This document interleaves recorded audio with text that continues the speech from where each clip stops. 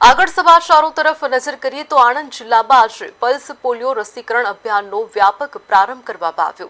જિલ્લાના કલેક્ટર પ્રવીણ ચૌધરીએ ચિખોદરા ખાતે નાના બાળકોને પોલિયોના 2 ટીપા પીવડાવી અભિયાનની શરૂઆત કરાવી હતી। જિલ્લામાં 1 થી 5 વર્ષના તમામ બાળકો સુધી રસી પહોંચે તે માટે આરોગ્ય વિભાગે 1050થી વધુ પોલિયો બૂથ કાર્યરત કર્યા છે, જે આરોગ્ય કર્મીઓ દ્વારા બાળકોને પોલિયોની રસી પીવડાવવામાં આવી રહી છે।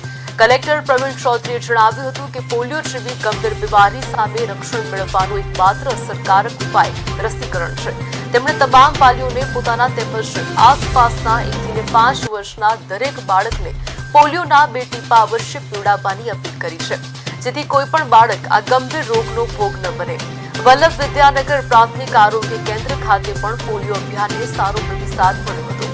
કરમસદ આણંદ મહાનગરપાલિકાના ડેપ્યુટી મેયર પોતાના બાળકને પોલિયોની રસી પીવડાવી અભિયાનમાં જોડાઈ અન્ય વાલીઓને પણ પ્રેરણા આપી હતી। સમગ્ર અભિયાન દરમિયાન આરોગ્ય વિભાગના ડોક્ટર, નર્સો અને આરોગ્ય કર્મચારીઓ સક્રિયપણે કામગીરીમાં જોડાયા હતા।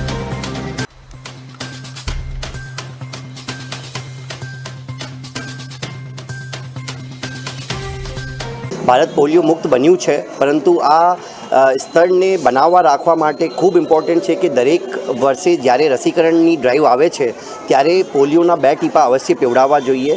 સમગ્ર જિલ્લાના તમામ વાલીઓને, તમામ નાગરિકોને વિનંતી છે કે તમારા ત્યાં અથવા તો તમારા આડોશ પડોશમાં કોઈ પણ જગ્યા 0 થી 5 વર્ષની વયના કોઈ બાળક રહેતા હોય તો એમને પોલિયોના 2 ટીપા અવશ્ય પીવડાવીએ।